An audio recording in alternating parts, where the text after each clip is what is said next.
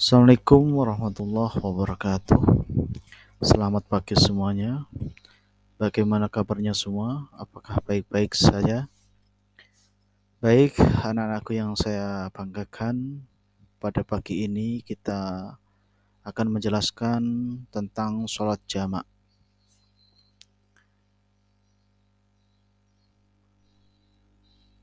Kita sebagai umat Islam yaitu diwajibkan sholat. Walaupun kita bepergian jauh, itu kita juga diwajibkan sholat. Baik keadaan sehat, sakit, bepergian atau di rumah, itu kita diwajibkan sholat. Nah, pada kesempatan ini kita akan menjalankan sholat jamak. Langsung saja,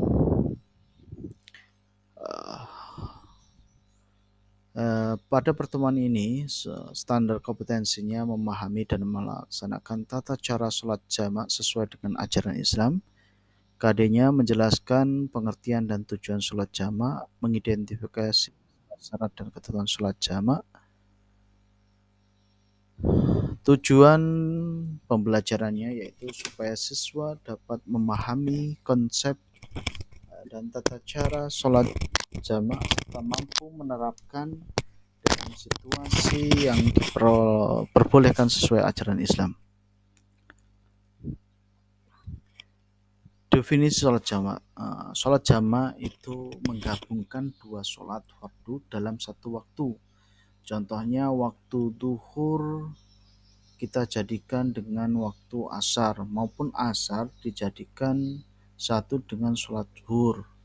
Pasangannya zuhur itu sholat asar, kalau sholat maghrib itu dengan isya. Jadi dua waktu itu dijadikan menjadi satu. Contoh, kita sekarang masuk sholat zuhur. Nah, kita gabungkan sholat asar itu di dalam sholat zuhur. Itu diperbolehkan ketika kita dalam bepergian. Oke. Jenis sholat jamak. Sholat jamak itu ada dua macam, yaitu satu jamak takdim, yang kedua sholat jamak takhir. Artinya bagaimana? Kalau sholat jamak takdim itu menggabungkan dua sholat di waktu sholat pertama. Contoh zuhur dan asar itu dilakukan waktu zuhur. Maghrib, isya dilakukan waktu maghrib. Nah, itu namanya jamak takdim. Kalau jamak takhir itu dilakukan di waktu sholat yang kedua atau yang terakhir, yang akhir. Zuhur dan asar dilakukan pada waktu sholat asar. Maghrib dan isya itu dilakukan waktu isya. Itu perbedaan jenis sholat jamak takdir dan jamak takhir. Syarat-syarat sholat jamak. Nah, tadi kapan kita diperbolehkan melakukan sholat jamak? Satu, sedang perjalanan jauh, minimalnya itu 81 km. Menurut sebagian ulama seperti itu ya, 81 km itu ada rukhsah. Kalau kita dalam perjalanan melewati 81 km itu ada rukhsah atau dapat keringanan, yaitu dua sholat jadikan satu. Baik di waktu zuhur maupun asar, maupun dilaksanakan jamak takdir maupun takhir, itu bisa dilaksanakan. Jadi tidak berhenti-henti, waktu zuhur kita berhenti sholat, waktu asar kita berhenti sholat, tidak. Kalau dalam perjalanan jauh, menghemat waktu atau mengefisiensikan waktu sholat itu bisa dijamak atau digabung.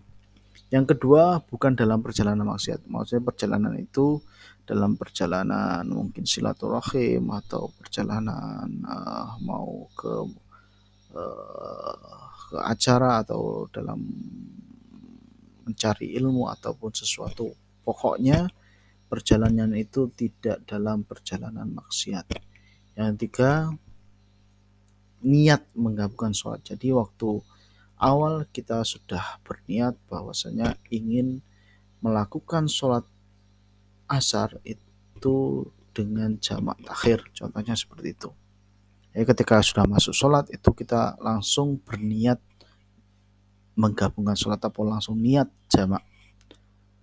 Selanjutnya tata cara sholat jamak. Contoh jamak takdim tadi sudah dijelaskan, melaksanakan duhur dan asar di waktu duhur. Nah, jadi jamak takdir itu tata caranya bagaimana? Kalau tata cara sholat seperti biasa ya kita lakukan, akan tetapi waktunya jamak takdim itu duhur dan asar dilakukan waktu sholat duhur.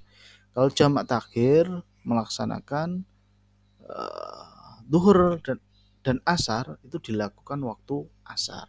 Maghrib dan isya dilakukan waktu isya. Seperti itu tata caranya. Untuk uh, dalam melaksanakan, walaupun kita jamak takhir di maghrib dan isya dilakukan di waktu isya, akan tetapi waktu sholatnya itu yang pertama dilakukan adalah maghrib dulu. Tetap maghrib dulu setelah isya, walaupun itu jamak takhir, bukan isya dulu terus maghrib. Kan tetapi maghrib dulu setelah itu isya. Seperti itu. Yang di awal pertama dulu dilakukan, setelah itu akhir. Nah, seperti itu tata caranya. Untuk niat sholat jamak takdim. Nah, untuk niat sholat jamak itu niat sholat duhur. Jamak takdim ya ini. Usolli fardhu duhri arba'a rakaataini jam'an takdiman ma'al asri makmuman atau imaman lillahi ta'ala. Kalau sholat asar, usolli fardhu asri arba'a rakaatin jam'an takdiman ma'adzuhri makmuman lillahi ta'ala. Itu kalau jamak takdim. Kalau jamak takhir kita ganti aja jamak takdiman menjadi jamak takhiran ma'al asri makmuman lillahi ta'ala. Seperti itu. Jadi kalau sholat maghrib jamak takdim, usolli fardhul maghribi thalatha rakaatin jam'an takdiman ma'al isya'i makmuman lillahi ta'ala. Kalau jamak takhirnya usolli fardhul maghribi thalatha rakaatin jam'an takhiran ma'al isya'i makmuman lillahi ta'ala. Bisa ya? Nah itu cara niatnya, itu cara bunyi niatnya. Oke, keutamaan dan hikmah sholat jamak yaitu satu kemudahan bagi musafir. Jadi tentu ya, jadi kita tidak berhenti-henti, tapi cukup dilakukan waktu dalam satu waktu. Nah, jadi untuk mempermudah ibadah bagi yang dalam perjalanan, itu keutamaan dan hikmah dalam sholat jamak. Yang kedua, menciptakan ketenangan hati. Nah, jadi dengan adanya sholat jamak tidak terbebani kewajiban sholat penuh saat perjalanan. Jadi dalam perjalanan itu tidak terbebani sholat, nanti sebentar lagi sholat, itu tidak. Jadi ada waktu panjang di dalam perjalanan. Yang ketiga, keutamanya adalah tanda rahmat Allah, bentuk kasih sayang Allah kepada umatnya supaya dalam perjalanan itu mudah, jadi tidak terbebani oleh Allah diadakan sholat jamak. Baik, itu saja. Terima kasih.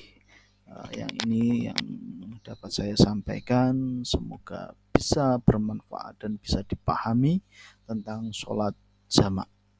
Akhir kata, wassalamualaikum warahmatullahi wabarakatuh.